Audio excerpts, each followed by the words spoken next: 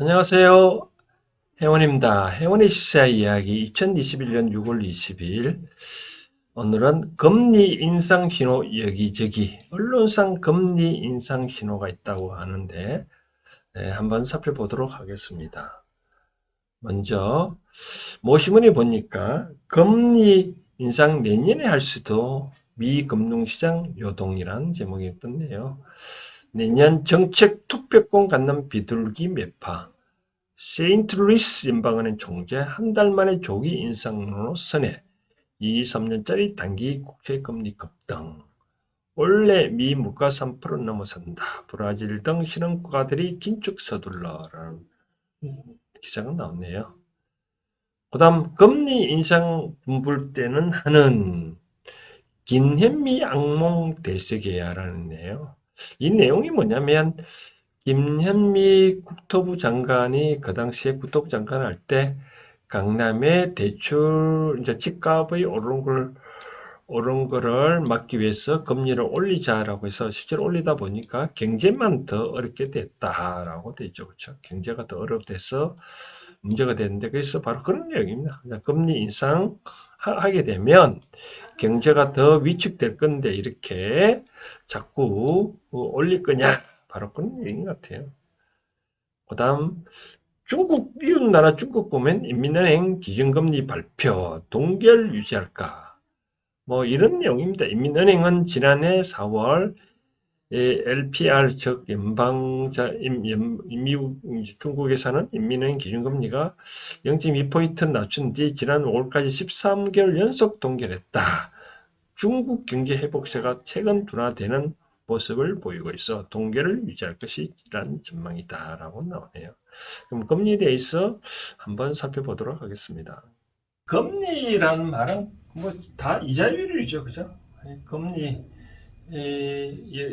쉽게 말하면 이자율인데 이자율이 뭐 국가가 이렇게 저렇게 하는 거는 좀 이상한데 원래 금리는 쉽게 말해서 가격이잖아요, 이제 가격. 어떤 가격이라고요?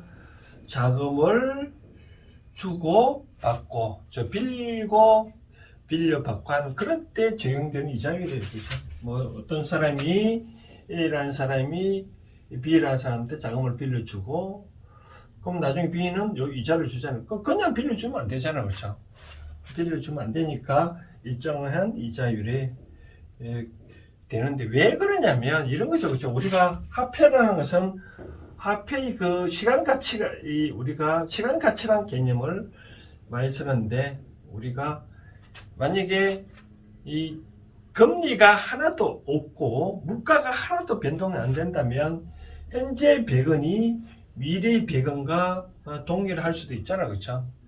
그런데 만약에 물가가 올랐다, 그럼 물가가 나중에 만약에 100원짜리가 1000원이 됐다, 그러면 화폐의 가치는 뭐 종이 우리가 표면상에 나오는 금리는 우리가 화폐 가치는 100원이지만 미래에도 이 100원이 될까 그런 거죠.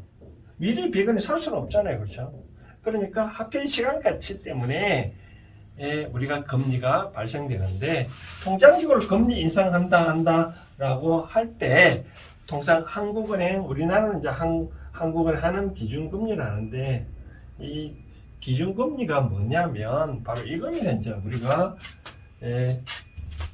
한국은행과 이제 중앙은행이죠, 그렇죠? 우리나라는 중앙은행인데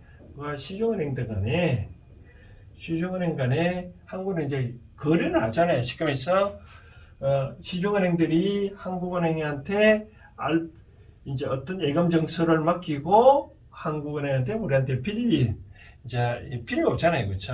빌려오는 금리가 바로 하는 기준 금리입니다. 하는 기준 금리 얘기는. 이런 현재 기준금리가 뭐 0.5% 수준을 얘기를 하는데, 그러니까 시중은행들이 한국은행한테 빌려오는 금리가 바로 기준금리다라고 이걸 얘기합니다. 이게 진짜 그러면 지금 금리 인상한다는 말은 한국은행이 시중은행한테 빌려주는 이 기준금리를 이렇게 올리겠다는 것이거든요. 왜 올리겠느냐라고 보면 여러 가지 이유가 있겠죠. 뭐 정책적으로 여러 가지 있는데 하나만 예를 든다면 이렇게 기준금리를 올리면 최고로 먼저 효과 영향을 미치는 이 콜 금리가 최고로 먼저 영향을 미친다. 콜 금리는 말하면 뭐냐면 한국은행과 시중은행 때 거래할 때 기준금리라면 콜 금리는 바로 시중은행들끼리 또 여유 자금을 서로 주고받고 하거든요. 그죠? 콜 금리를 보면 오늘 자 콜 금리를 보면 0.51%네요. 그죠? 0.51%. 0.51%. 그러니까 이제 시중은행이 한국은행에 빌려주는 게 이와 같이 하는 기준금리고 시중은행들끼리 빌려주는 게 이제 콜금리인데 0.51%네요. 그죠? 0.51%라는 말은 그러면 또 왜 이것이 콜금리에 또 영향을 미치게 되면 뭐가 미치게 되냐면 또 여기 또 각종 예금금리도 이에 연관해가지고 쉽게 말해서 우리가 시중은행들이 돈을 부족하면 고객들한테 예금을 빌리잖아요. 그렇죠? 근데 만약에 예금 금리가 만약에 1%라면 굳이 뭐 고객들한테 예금을 안 빌리고 다른 여유가 있는 은행한테 빌리면 더 낫잖아요. 그렇죠? 근데 만약에 콜금리 1%라면 당연히 이건 예금을 찾고 이제 금리는 이제 올라가겠죠. 그렇죠? 그러니까 이 한국은행에서 기준금리 올리면 당연히 콜금리 영향 미치고 각종 예금금리가 올리고 예금금리가 오르면 어떻게 될까요? 그럼 자연히 대출금리가 이제 오르겠죠. 쉽게 말해서 우리가 은행이 있고 이제 우리가 예금을 하는 사람이 있고 이제 대출을 빌려가는 사람이 있다면 예금을 맡기고 은행에 대출을 빌리면 은행에서는 예금한테 이자를 줄 거 아니에요. 그렇죠? 그럼 만약에 1%를 만약에 준다면 대출 빌린 사람들은 이제 은행도 나름대로 어떤 이익을 추구를 해야 되니까 예를 들어서 직원 인건비도 줘야 되니까 최소한 1.5% 정도 이렇게 금리를 이제 가산해서 0.5% 정도 가산해서 대출해 줄 거잖아요. 그렇죠? 그러면 이제 아까 말한 대로 이 콜 금리를 올리면 기준금리 올리면 콜 금리 영향을 미치고 콜 금리 영향 미치면 예금 금리 이렇게 영향을 미치고 예금 금리 치면 대출 금리 이렇게 올리잖아요. 그렇죠? 이렇게 올리니까 뭐 예를 들어서 기업들은 그만큼 투자하는데 그만큼 비용이 많이 들고 또 가계 즉 소비 주체자는 입장에서는 대출 빌리는 사람은 이제 은행에 그만큼 이자를 많이 나가니까 가처분 소득이 예를 들어서 만약에 100만 원이라면 그동안의 이자를 내가 10만 원만 납부를 했다면 90만 원 정도 내가 쓸 수 있잖아요. 그렇죠? 근데 월급은 안 오르고 이자가 오르다면 만약에 이자율이 올라서 이자를 15만 원 납부를 한다면 나의 가처분 소득은 85만 원밖에 안 되잖아요. 그러면 역시 소비가 위축되면 또 정부는 또 각 기업들은 투자가 또 줄어들고 투자가 줄어들면 또 소득이 줄어지고 빈곤의 과거의 넋이 악순환 이론처럼 이렇게 여러 가지 경제 파급 효과가 미치잖아요. 그렇죠? 그렇기 때문에 이 금리가 참 올릴 건가 말 건가 참 여러 가지 고민을 많이 해야 됩니다. 그래서 정책적으로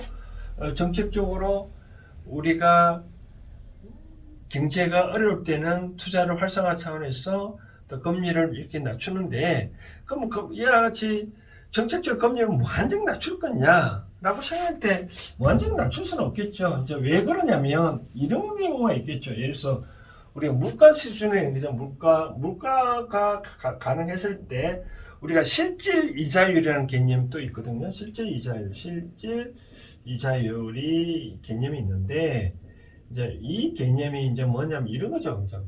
예를 들어서 대학은행에서 받는 금리가 만약에 1%다. 근데 물가가 만약에 2% 내가 현재 올랐다면 그럼 내가 실질 이자율 어떻게 돼요? 이제 이게 현재 이자율이 이렇고 물가가 2%라면 물가를 빼면 실질 이자율은 마이너스 1%잖아요. 그렇죠? 그러니까 이런 말이죠. 내가 은행에 예금을 해서 이자를 받는 금액이 1%인데 그거 갖고 실제로 나중에 1년 후에 물건 사면 물가가 무슨 2% 올랐으니까 그러면 실제 이자율은 마이너스잖아요. 그럼 누가 은행에 예금하겠어요. 그렇죠? 그럼 은행 예금 안 하면 어떻게 되겠어요? 그러면 이제 여러 가지 지원이 부족하고 이런 문제가 있잖아요.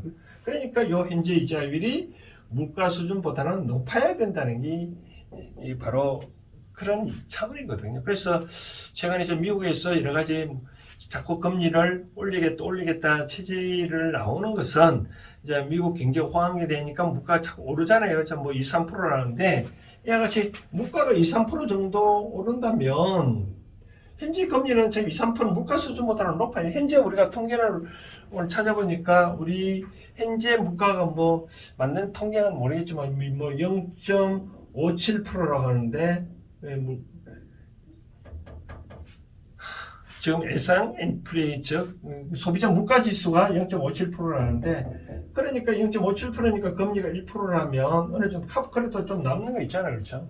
아까 이와 같은 논리를 봤었을 때 그러니까 우리가 실질적으로 금리를 올릴 건가 말 건가 했을 때 현재 물가 수준이 어떻게 됐냐를 잘 소비자 물가 지수를 잘 살펴봐야 돼요. 그래서 물가 수준이 이게 뭐 1% 미만이면 이 금리가 현재 뭐 예금금리 이렇게 상관없지만 물가가 올랐다면 마이너스 금리가 떨어지기 때문에 절대로 이 금리를 내버려 두지 않습니다. 그래서 금리가 올릴 수밖에 없는 입장입니다. 그래서 금리가 오를 건가 말 건가 예측하려면 우리나라 이제 물가 수준이 어떻게 된 건가라고 판단해야 될 것 같고요. 그다음 이제 두 번째는 이제 이 어떻게 생겼냐면 우리는 자 무역할 때 전 세계적으로 미국과 많이 거래를 하잖아요, 그렇죠? 근데 우리가 한반도에서 미국에서 이렇게 투자를 하는 입장에서 만약에 외국 자금이 많이 이렇게 들어왔다라고 했는데 현재 미국은 이제 제로 금리잖아요, 그렇죠? 근데 한국은 우리나라 그때 0.5%니까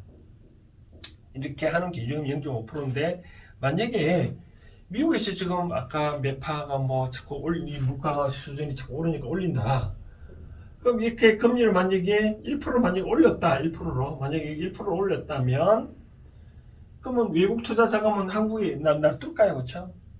그럼 한국에 놔두지 않으니까 그러면 만약에 이대로 지속된다면 이 자금이 미국에 빠져나가겠죠, 그렇죠?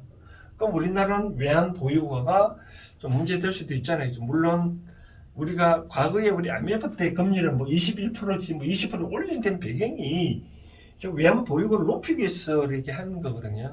그래서 다행히 뭐 우리가 얘같이 미국 금리를 이렇게 올리더라도 우리는 외환 보유가 현재 약 5천억 정도 달러가 된대요. 뭐 투하 사업까지 따지면. 그래서 미국의 금리 올리더라도 이게 빠져나가더라도 우리나라 경제는 그렇게 문제가 안 된다라고 뭐 생각하는 분도 계시는데 이와 같이 향후에 이제 물가가 우리가 금리를 올 건가 말 건가 여러 가지 판단하는 입장에서는 다시 정리해 드리자면 첫째 우리는 물가 수준을 잘 봐야 된다. 물가가 자꾸 우리가 1% 이내라면 생각하는데 물가가 자꾸 오른다면 금리는 당연히 오를 수밖에 없다. 왜 이와 같이 실질 이자율이 마이너스가 되면 은행에 예금할 사람이 없기 때문에. 그 다음 이제 미국 금리도 또 살펴봐야 된다. 아까 이와 같이 미국 금리가 우리는 외환 보유액이 많기 때문에 굳이 미국 금리 안 쫓아가다 되지만 그거는 단기적인